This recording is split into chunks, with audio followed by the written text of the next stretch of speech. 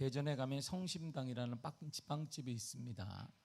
저도 빵을 좋아하기 때문에 그래서 언젠가 한번 가보고 싶은데 빵 먹으러만 가긴 좀 거시기 해서 지금 못 가고 있습니다. 그래서 우리 동네 현대백화점이나 롯데백화점에 입점하면 먹어야 되겠다 그러는데 성심당의 원칙이 대전을 벗어나지 않는다고 합니다. 그러니까 와서 먹어라 이런 말이죠. 그러니까 대전이라는 도시는 큰 기업이 없기 때문에 이 성심당이라는 빵집이 대전에 거의 세금을 엄청 내고 있습니다. 작년 한 해 동안 해도 1,400억 원이 넘는 이익을 냈습니다. 그런데 저렇게 많이 돈을 범에도 불구하고 이 성심당은 욕을 먹지 않습니다.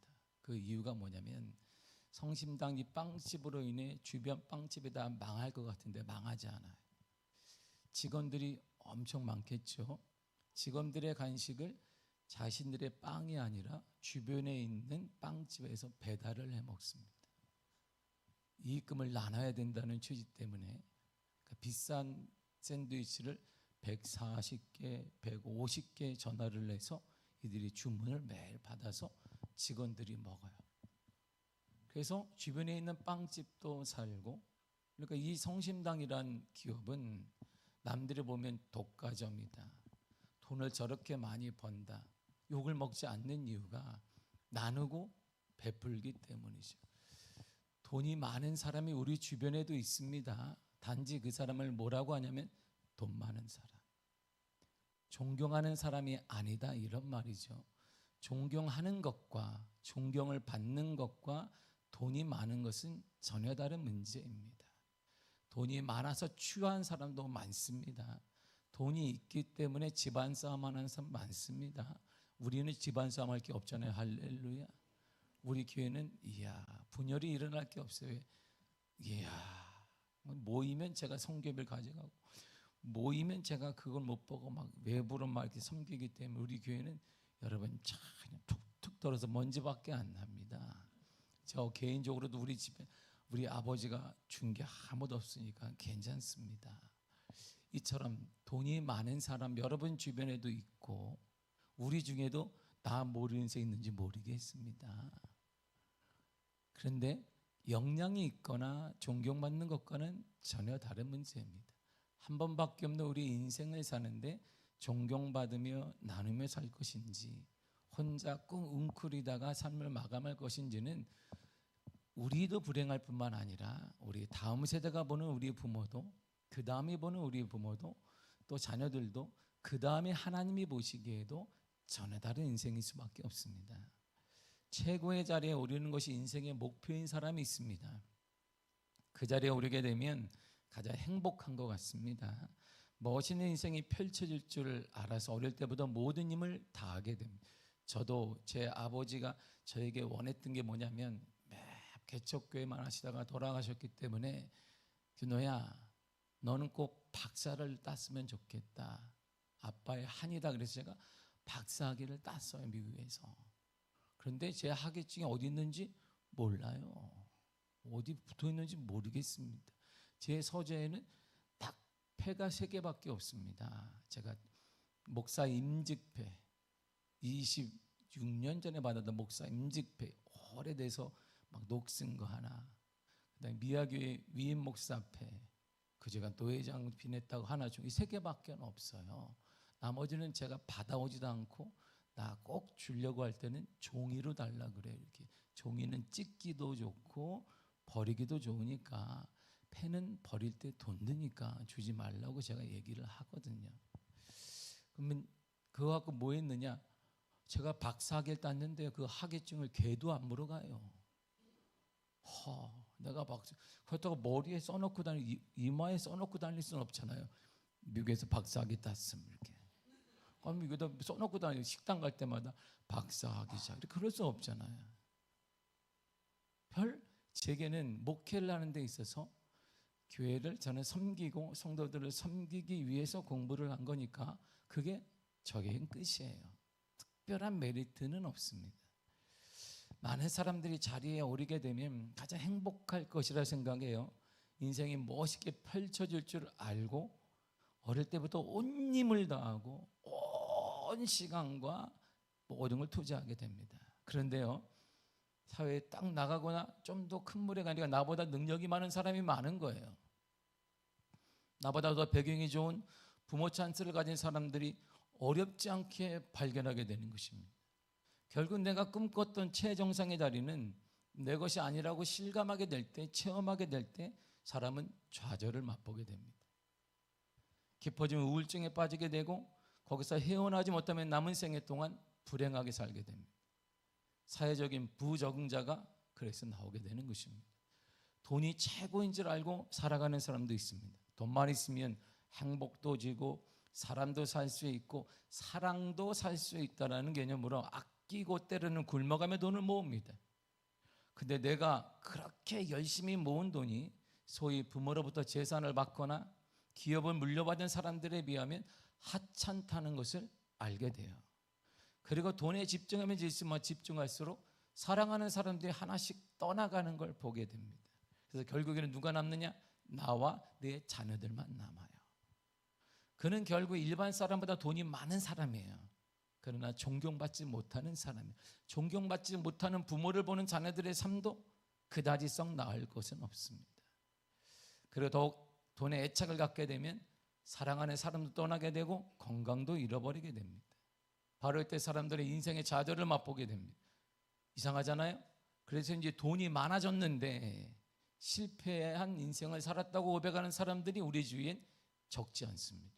자신의 뜻 가운데 목표를 이루었는데 돈이 많아졌는데, 우리 중에는 돈이 많아지지 않아서 모르겠지만 모르는 사람이 많나 보다. 모르겠지만 말이에요. 이처럼 사람은 자신이 꿈꾸던 것을 이루지 못해서 좌절할 때도 있지만 이뤘음에도 불구하고 좌절과 실패를 맛볼 때가 있습니다. 나보다 뛰어난 사람을 만난다거나 부모 찬스가 있는 사람들을 보거나 할 때 좌절하게 됩니다. 사랑하는 사람들이 하나둘씩 떠날 때 좌절하게 되고, 때로는 스스로를 자책하면서 자신의 인생은 스스로 실패한 인생이다라고 정의할 때도 있습니다. 오늘 본문이 바로 그 얘기를 하고 있습니다. 인생의 좌절과 실패의 늪에 빠져서 헤어나오지 못하는 사람들의 이야기가 오늘 21장의 내용이에요. 이들은 한때 직업도 버렸습니다. 가정보다 예수님을 우선순위로 여긴 사람들입니다. 주위 사람들이 비웃었습니다. 야, 저 젊은이를 뭐하러 따라다니노? 밥을 주냐? 그래도 그들은 괜찮았습니다. 비웃거나 때로는 협박에서도 그들은 당당했습니다. 변함없이 예수님을 쫓은 사람들이었습니다. 왜 이렇게 그들이 당당했을까요? 확신이 있었기 때문이에요. 예수님께는 이전에 경험하지 못했던 권위를 보았다는 것입니다. 이 권위는 사람으로부터 올 수 없는데, 이 권위는 사람에게 오는 게 아닌데, 돈으로 오는 것도 아니고 권력으로 오는 것도 아니라는 것을 깨달았습니다. 예수님을 한 번이라도 만나본 사람이라면 예수님이 갖고 있는 그 권세가 어떤 인간적인 배경도 아니고 누구로부터 주어진 것이 아님을 깨닫게 되었습니다. 하나님이 주신 것이다, 하늘로부터 온 것이라는 것을 깨닫게 되었어요. 그래서 천사도 이렇게 말합니다. 누가복음 22장 4절 3절입니다. 시작. 천사가 하늘로부터 예수께 나타나 힘을 더하더라. 예수님께 힘을 더해준 건 배경이 아닙니다. 우리가 말하는 소위 부모 찬스도 아닙니다. 하늘로부터 나타나 하늘의 힘으로 예수님이 힘을 더했다 말하기도 하고, 직접 하늘로부터 직접 소리를 듣기도 했습니다. 마가복음 1장 11절입니다. 시작. 하늘로부터 소리가 나기를 나는 내 사랑하는 아들이라 내가 너를 기뻐하노라 하시니라. 아멘. 보세요. 하늘로부터 소리가 나와서 하나님이 사랑하는 내 아들이다. 이걸 감지했습니다. 그래서 이 무리들은 예수님을 위해 모든 것 버릴 수 있습니다. 직업 버려도 되는 거야. 내가 공무원 버릴 수 있는 거야. 물질도 버릴 수 있는 거야. 반드시 그분과 함께하면 인생뿐 아니라 이 땅에서 이전에 꿈꾸지 못했던 공의와 정의가 흘러갈 거야. 땀의 대가를 받을 수 있을 거야. 그런 나라가 될 거야. 그들이 바로 예수님의 제자들이에요. 제자들은 그래서 어떤 위험과 어려움 속에서 꿈쩍하지 않았습니다. 목에 칼이 들어도 괜찮다, 나는 주님과 함께한다, 얼마나 기쁜지 모른다, 이게 실감났습니다. 뿐만 아니라 이들은 예수님께로부터 선물도 받았습니다. 이런 선물 말이에요. 마태복음 10장 1절입니다. 시작. 예수께서 그의 12제자들을 부르사 더러운 귀신을 쫓아내며 모든 병과 모든 약한 것을 고치는 권능을 주시니라. 아멘. 저거 싹 주고 빨간 것만 읽어보겠습니다. 시작. 보세요. 누구가 줬어요? 예수님이 주었어요. 누구에게? 12제자에게 주었습니다. 권능을 주었어요. 하늘로부터 주님이 받았던 그 권능을 그대로 주었습니다. 그러니까 무서울 게 뭐가 있겠어요? 어려워도 뭐 어떻겠어요? 이게 괜찮은 겁니다. 이들이 무서워할 게 뭐가 있겠어요? 무엇을 두려워하겠습니까? 그런데 이 제자가 바로 우리들이에요. 저와 여러분들입니다. 우리가 바로 이런 존재다라고 말해주고 있는 것입니다. 그러니 우리도 이 험한 세상을 살고 있지만 무엇이 두렵겠습니까? 그래서 우리는 이렇게 고백할 수 있는 거예요. 로마서 8장 38절 9절입니다. 시작. 내가 확신하노니 사망이나 생명이나 천사들이나 권세자들이나 현재일이나 장래일이나 능력이나 높음이나 깊음이나 다른 어떤 피조물이라도 우리를 우리 주 그리스도 예수 안에 있는 하나님의 사랑에서 끊을 수 없으리라. 아멘. 보세요. 나는 확신합니다. 때로는 죽음 같은 문제가 올지라도, 물질의 문제가 올지라도, 어떤 문제가 올지라도 나를 향한 하나님의 사랑에서는 끊어지지 않습니다. 나는 끊어지지 않을 것입니다. 이 확신을 가졌단 말이에요. 그니 뭐가 두렵겠어요? 어려움이 있습니다. 때로는 고통도 있습니다. 아픔이 있습니다. 실패하기도 합니다. 계획대로 되지 않는 일 적지 않게 있습니다. 그러나 분명한 것은 이거예요. 로마서 8장 35절의 쉬운 성경을 읽겠습니다. 시작. 누가 우리를 그리스도의 사랑에서 끊을 수 있겠습니까? 환난입니까? 아니면 어려움입니까? 핍박입니까? 그렇지 않으면 굶주림입니까? 헐벗음입니까? 위험입니까? 아니면 가립니까? 제가 저거 읽을 때마다 항상 어릴 때 생각이 나요. 이렇게 나는 굶주림, 나 배고팠습니다. 어릴 때 중학교 2학년 때 꿈이 6.25 세대가 아닌 제 꿈이 뭐였냐면 그 당시 꿈이 딱 하나였습니다. 배부르게 먹는 거였어요. 목사 되는 게 아니었어요. 나는 배부르게 먹어보는 거였어요. 아버지가 목사와 목사 자녀는 배고프다고 하면 안 돼. 내가 목사도 아닌데 내가 중학교 1밖에 안 된 나한테, 응? 목사와 목사의 자녀는, 목회자 가정은 배고파도 이빨 쑤셔야 된다. 이빨 쑤실 그것도 없어 집에. 근데 쑤시라는 거예요 나보고. 제가 어떻게 살았겠어요? 점심시간이 되면 모교에 갔다가 너무 배고파서 그냥 집에 왔어요. 배고파서. 배고프면 내가 이렇게 막 허겁지겁 먹을 거예요. 중1은 제가 그렇게 살았어요. 누가 이렇게 우리 그거예요. 끊을 수 있겠느냐? 환난, 어려움, 핍박, 굶주림, 헐벗음, 위협, 칼? 그거냐? 이렇게 얘기를 자문하는 거예요. 이 말이 뭐냐? 이런 어려움이 있을 수 있다 이런 말이에요. 인생을 살다 보면 이런 어려움이 없다는 게 아니에요. 예수 믿으니까 없다는 게 아니에요. 이런 어려움 있다. 모태신앙인 목사인 아들이 나도 이렇게 살았어요. 여러분들은 나보다 죄를 좀 더 진 것 같은데 어려움이 있다. 이런 어려움이 있다. 절박한 상황이 있다. 자녀들이 정말 죽게 쓰임받는데 되지 않는 거 있다는 거야. 그럼 우리 믿음의 사람의 결론은 이것이에요. 늘 이 결론이 있습니다. 로마서 8장 37절입니다. 시작. 이 모든 일에 우리를 사랑하신 이로 말미암아 우리가 넉넉히 이기느니라. 아멘. 우리가 넉넉히 이길 것입니다. 그 문제보다 넉넉히 이길 것입니다. 우리는 넉넉히 이길 것입니다. 이게 우리예요. 얼마나 당당해요? 얼마나 멋있어요? 그런데 우리의 당당함을 무너뜨린 사건이 일어난 거예요. 예수님께서 하루는 유대인에게 거짓으로 법원에 끌려갔어요.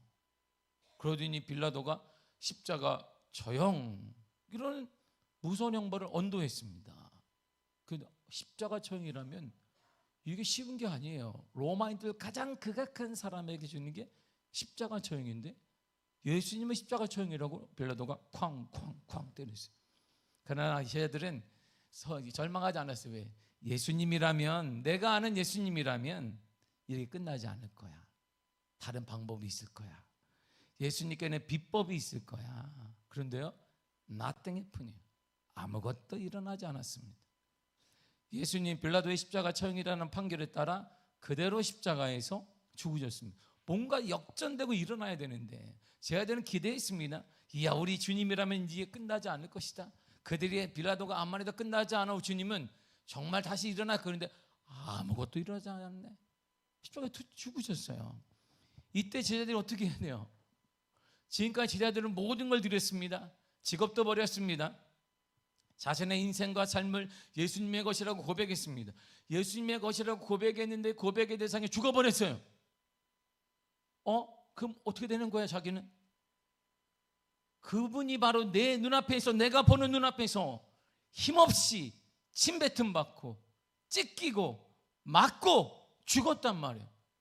내 인생의 전부라고 고백했는데 그 고백을 받은 그분이 힘없이 죽은 거예요.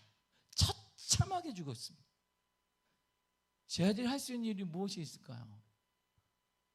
인생이 뻥한 거예요. 아무것도 할 수 없는 거예요.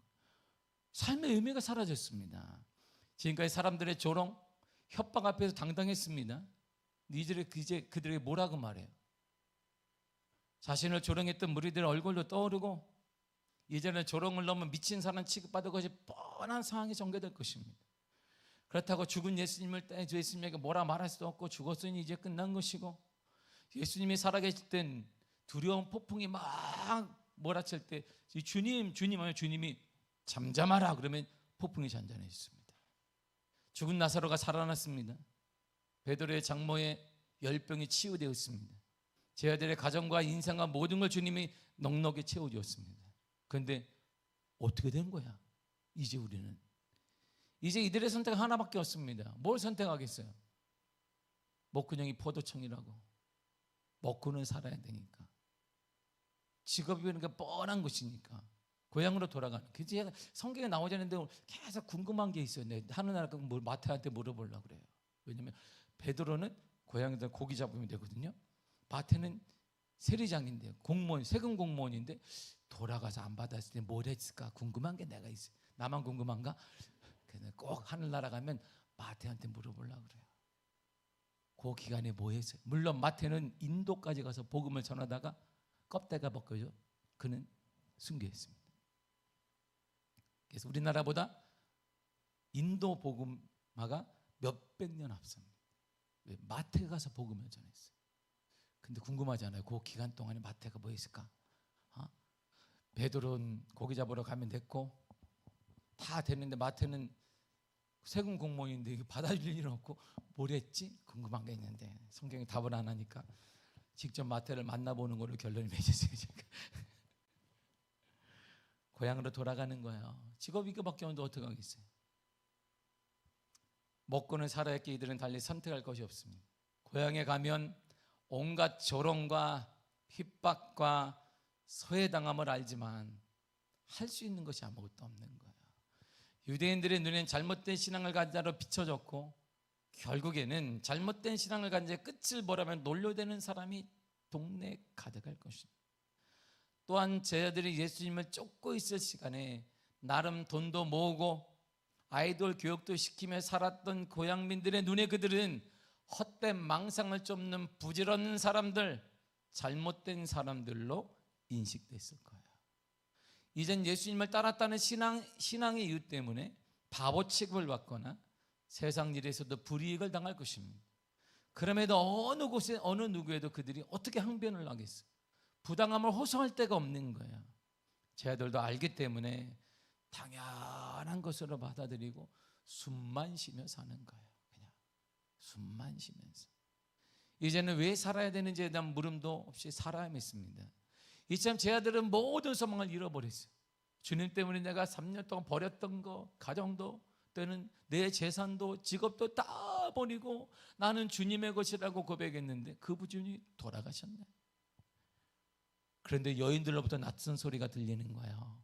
예수님이 죽은 지 4일 만에 부활하셨다네. 그분을 직접 본 사람도 있고 천사의 소리를 들었다고 말합니다. 그러더니 몇몇 제자들 또한 예수님의 부활을 목격했다고 말하기도 합니다. 그러더니 드디어 예수님께서 희망 없이 살아가는 제자들, 모든 희망이 꺾인 채 살아가는 제자들에게 짠하고 나타나셨어요. 그리고 여러 표적을 보여줬습니다. 표적을 보여준 이유를 성경이 이렇게 말해요. 요한복음 20장 13, 31절입니다. 시작. 오직 이것을 이뤄감은 너희로 예수께서 하나님의 아들 그리스도이심을 믿게 하려 함이요 또 너희로 믿고 그 이름을 힘입어 생명을 얻게 하려 함이라. 딱 두 가지잖아요. 믿게 하려고. 두 번째가 뭐냐? 생명을 얻게 하려고. 예수님이 하나님의 아들이다, 그리스도다, 메시아다, 구원자다, 그걸 믿으라는 것이에요. 메시아는 약속의 하나님이시기 때문에 하나님의 약속, 예수님의 약속을 믿으라 이런 말이에요. 예수님의 말씀을 믿으라는 것입니다. 그리고 예수님을 통해 생명이 살아날 것이야. 생명을 얻게 될 것이야. 다시 살아날 것이야. 다시 살아날 것이다. 절망에서 희망으로 살아날 것이다. 실패에서 소망으로 살아날 것이다. 절망과 실패는 우리의 것이 아니다. 너의 것이 아니다. 이렇게 말하는 거예요. 이것을 보여주시기에 예수님이 표적을 보여주셨어요. 근데 그 소식을 모른 채 고향에서 죄인처럼 바보처럼 거짓말쟁이로 몰려서 조용히 숨만 쉬며 살던 제자들에게 주님이 친히 나타났습니다. 여전히 제자들 삶은 똑같아요. 예수를 만나기 전의 삶과 다름이 없습니다. 온갖 조롱과 무시 등이 항상 더 따라다녔습니다. 3절을 보겠습니다. 시작. 시몬 베드로가 나는 물고기 잡으러 가노라 하니 그들이 우리도 함께 가겠다고 나가서 배에 올랐으나 그날 밤에 아무것도 잡지 못하였더니. 아멘. 보세요. 아무것도 잡지 못했다. 이것이 현재 베드로와 제자들의 삶을 말해주는 거예요. 이들의 삶을 보면 주변 사람들도 그렇게 생각하실 거예요. 아무것도 얻지 못한 사람, 예수를 따랐지만 아무것도 얻은 것이 없는 사람. 어쩌면 베드로 또한 제자들 또한 그렇게 생각하고 있을지 모릅니다. 아무것도 얻지 못한 실패한 사람, 헛다리 짚은 거 아닌가? 우리도 마찬가지입니다. 예수님과 함께하지 않는 삶은 아무것도 없는 삶이에요. 예수님과 함께하지 않는 삶은 아무것도 얻을 수 없는 삶이 되는 것입니다. 이때 예수님께 이들 앞에 나타나셨어요. 그러나 아무도 예수님 알아보지 못했습니다. 4절을 보겠습니다. 시작. 날이 새어갈 때 예수께서 바닷가에 서셨으나 제자들이 예수이신 줄을 알지 못하는지라. 아멘. 이들의 영적 상태를 말해주는 거예요. 이들은 예수님을 처음 본 게 아닙니다. 3일 전만 해도 이들은 예수님을 직접 보았어요. 3년 이상 보았습니다. 3년은 또 동고동락했습니다. 가장 근거리에서 함께 먹고 함께 자고 함께 대화하며 살았던 채찍근 사람이 제자들입니다. 이처럼 영적으로 침체가 오면, 그러나 침체가 오면 주님을 분간하지 못해. 예전에 만난 예수님만 기억하고 삽니다. 예전에 그 10년 전에 그 예수님, 내가 말이야 기도했던 20년 전에 말이야, 내가 왕년에 기도했더니 뭐 1m를 뛰었다, 내가 방방 뛰었는데, 내가 왕년에 소나무를 다 뽑아가지고 지금 내가 뽑아서 소나무가 삼각산에 봐 소나무가 없는 거야. 누가 뽑은지 알아? 내가 뽑았기 때문이다. 저독에서 삼각산 가서 뽑을 소나무가 없는 거야. 다 뽑아가지고. 안 가본 사람 모르죠. 안 가본 모르는데 가봐요. 뽑을 소나무가 없어요. 왜? 다 뽑았거든. 나는 못 뽑았어요. 뽑을 소나무가 없어가지고.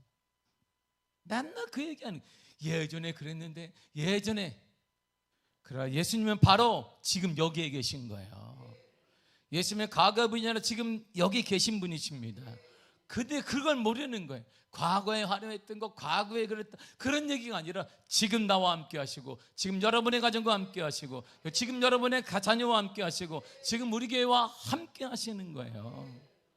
자신도 알아보지 못하는 제자들 향해 예수님은 두 가지 선물을 주셨어요. 부활한 예수님이 지금 우리에게 두 가지 선물을 주십니다. 첫째가 뭐냐면 평안히 먹을 수 있는 공간과 시간을 주세요. 이 말이 뭐냐면 평안을 주신 거예요.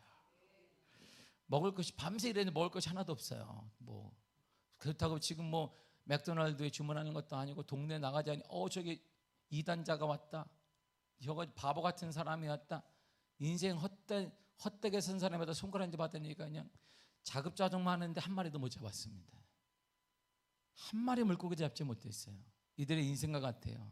지금까지 예수님과 함께 최선을 다해 살았지만 아무것도 없는 것 같습니다. 그런 제자들에게 예수님이 이렇게 말씀하셨어요. 6절을 보겠습니다. 시작.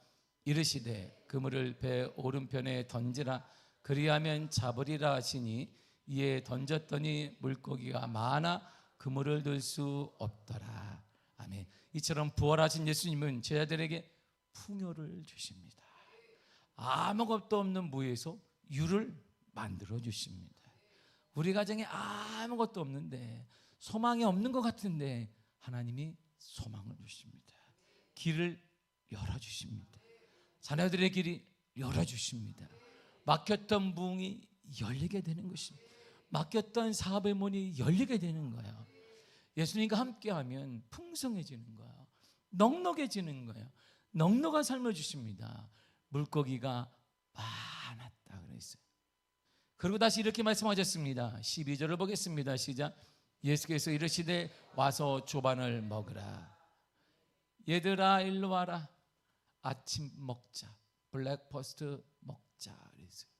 저희 막 지난 4월 전에 내가 미국 가가지고 아침 먹는데 와 프렌치 토스트 이야 와 내가 먹고 싶었던 걸 매번 그 식당 가서 먹었어요. 오다를 똑같이 이거 오늘 이거 저거 먹고 가니까 인사를 나한테 하죠. 아침마다 오니까 백인이 나한테 또 왔냐고. 동양인이 보기 힘든데 또 왔잖아요. 우리 부부가 가지고 여러분 네가 먹고 저 와 휘핑크림을 막 5층을 쌌나 봐. 휘핑크림 와 막 이야 뭐야 고리 잘라가지고 그냥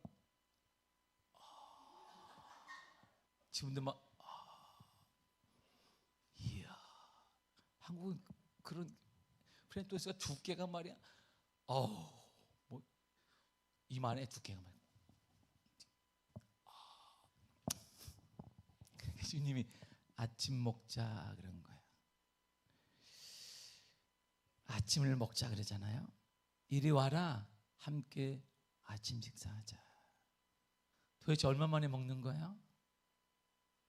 졸아가는 사람들과 함께 아침 식사 못 해줄 거예요.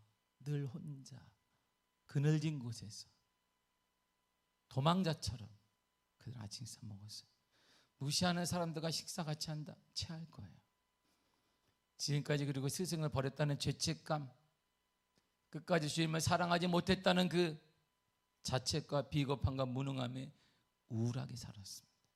근데 부활하신 예수님이 야, 나 사랑한다며 나를 버리고 도망가니? 아침에나 처먹으라. 그런 게 아니에요. 묻지 않았습니다. 얘들아 와라. 아침 먹자. 그들이 평안히 먹을 수 있는 시간, 공간, 형편을 주셨어요. 바로 평안을 주셨습니다. 뿐만 아니라 형편이 되지 않잖아요. 예수님의 방법으로 때로는 기적 같은 방법으로 풍성하게 만들어 주셨습니다. 그래서 평안을 주신 거예요. 풍성한 형편을 주셨습니다. 풍성한 의식주를 주셨습니다. 안정이 정서와 마음도 주셨습니다. 쫓기지 않고 평안히 쉴 수 있는 여건을 만들어 주신 것이에요. 그래서 예수님은 항상 우리들에게 이렇게 말씀하셨습니다. 이사야 51장 7절입니다. 시작. 의르라는 자들아 마음에 내 율법이 있는 백성들아 너희는 내게 듣고 그들의 비방을 두려워하지 말라. 그들의 비방에 놀라지 말라. 아멘. 말씀이 있는 율법이 있는 자, 말씀이 있는 자, 말씀을 믿는 너희들아 두려워하지 마. 놀라지도 마라. 그 환경 두려워하지 말라 이런 말이에요. 여러분의 그 환경 두려워하지 마시기를 바랍니다. 주님이 말씀하시는 거예요. 세상은 늘 힘이 있어. 우리보다 힘이 있습니다. 우리보다 강한 것 같습니다. 그러면 주님은 반복하여 이렇게 말씀하십니다. 예레미야 42장 11절입니다. 시작. 너희는 너희가 두려워하는 바벨론 왕을 겁내지 말라. 내가 너희와 함께 있어 너희를 구원하며 그의 손에서 너희를 건지리니 두려워하지 말라. 아멘.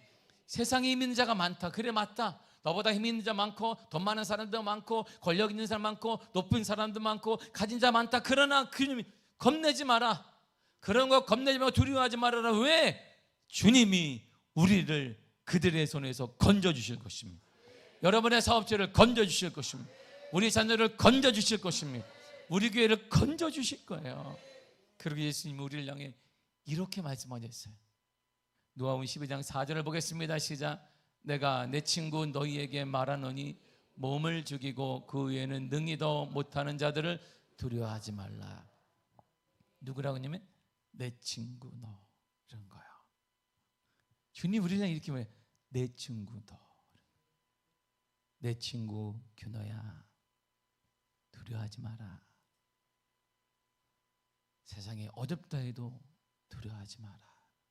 모든 것에 교회가 부흥이 안 된다 해도 너가 섬기는 교회는 두려워하지 마라. 주님 말씀하시고. 왜? 너는 내 친구잖아. 여러분들의 주님 말씀하시는 거예요. 내 친구 누구야? 이렇게. 자기 이름을 불러서 한번 우리가 얘기해 보겠습니다. 시작. 이렇게 얘기하시는 거예요. 주님이 내 친구 누구야? 두려워하지 마라. 두려워하지 마. 부활한 예수님이 저희에게 이렇게 평안을 주신 거예요. 평안한 마음을 가질 수 있도록 형편도 갖고 주셨습니다. 두 번째로 부활하신 예수님을 알아보지 못하고 있는 저희들에게 주님은 사명을 다시 주셨습니다. 사명은 살아가야 할 이유입니다. 사명을 잃었다는 것은 살아가야 될 이유를 잃어버린 것입니다. 사도 바울은 사명에 대해 이렇게 말하고 있습니다. 사도행 20장 24절입니다. 시작. 내가 달려갈 길과 주 예수께 받은 사명 곧 하나님의 은혜의 복음을 증언하는 일을 마치려 하면은 나의 생명조차 조금도 귀한 것으로 여기지 아니하노라. 아멘. 사명이란 내가 달려갈 길이에요. 내가 어디로 달려갈 길인 가르쳐주는 것이고 살아가야 될 이유를 말합니다. 그 사명은 누가 주느냐? 예수님이 주시는 거예요. 구체적으로 사도 바울의 사명은 복음을 전하는 것입니다. 이 사명은 제자들뿐 아니라 모든 민니자들이 가져야 될 사명이에요. 직업을 통해 복음을 전하고, 학업을 통해 복음을 전하고, 여러분들의 가정을 통해 복음을 전하고, 여러분들의 교제를 통해 복음을 전하고, 삶을 통해 복음 되신 예수 그리스도를 전하는 것, 바로 그것이 우리의 사명이라 이런 말입니다. 그러나 제자들은 사명을 잃어버렸어요. 살아가야 될 이유를 포기한 채 하루하루 먹고 살며 지냈습니다. 이렇게 무의미한 인생을 살아가는 제자들에게 부활하신 예수님이 다시 사명을 주셨어요. 15절로 쉬운 성경을 읽겠습니다. 시작. 예수께서 말씀하셨습니다. 내 양을 먹으라. 아멘. 먹으라는 게 아니에요. 내 양을 식사하는 게 아니에요. 먹여라. 그들에게 말씀으로 먹여라. 너희들이 그거야. 좌절하고 실패하고 주눅들지 마라. 시대가 어렵다고 주눅들지 마. 내 양을 먹여라. 주님 말씀은 16절을 쉬운 성경을 다시 읽겠습니다. 시작. 예수님께서 말씀하셨습니다. 내 양을 돌보아라. 너 그 일 해라. 베드로야, 너 그 일 해. 내가 너를 돌볼 거야. 너는 사명대로 살아. 내 사명은, 예수님의 사명은 사명대로 살아가는 그 사람을 돌봐주시고 위로하시며 힘을 도하시며 공급하시며 돌보아 주시는 것입니다. 우리가 사명대로 살면 주님이 우리의 가정을, 우리의 자녀를, 우리의 교회를, 여러분들의 일터와 사업체를 책임져 주신다 이런 말입니다. 그러므로 사명대로 살아야 돼요. 17절을 쉬운 성경으로 다시 읽도록 하겠습니다. 시작. 예수께서 베드로에게 말씀하셨습니다. 내 양을 먹여라. 뭐 혹자는 이렇게 삼세, 우리 한국적인 삼세 뭐 삼시삼판이라고 이렇게 하는 얘기했는데 그게 아니라 주님이 이렇게 반복하시는 거예요. 사명대로 살아라.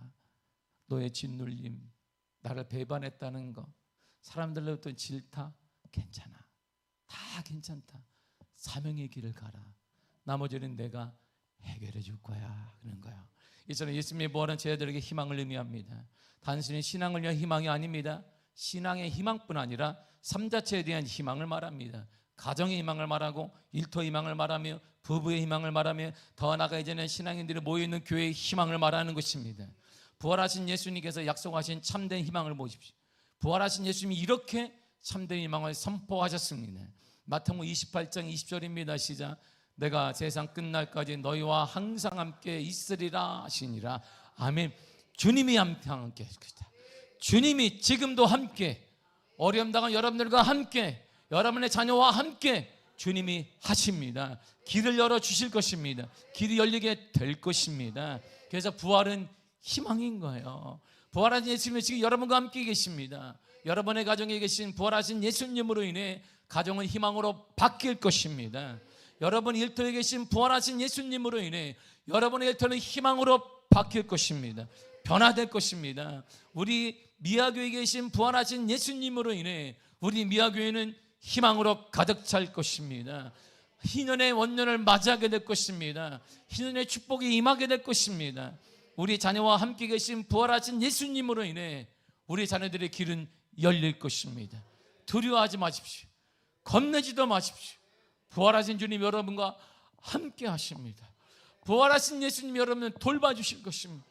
그래서 주님이 부활하신 것이에요. 부활한 주님 여러분과 이곳에 함께 계십니다.